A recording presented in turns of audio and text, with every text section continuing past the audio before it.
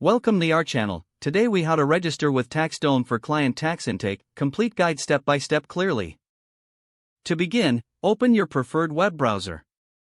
Type in the TaxDome website URL and press enter. Once on the home page, look for the sign up or register button.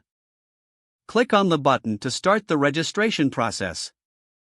You will be directed to a registration form. Fill in your email address in the designated field. Create a strong password that meets the specified criteria.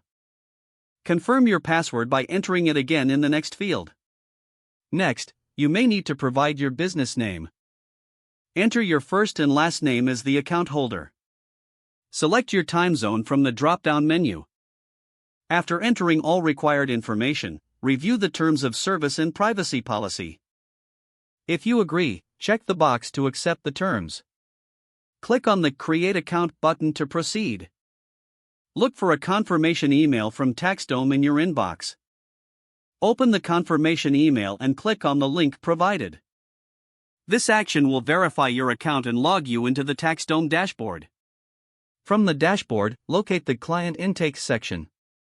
Choose the option for adding a new client.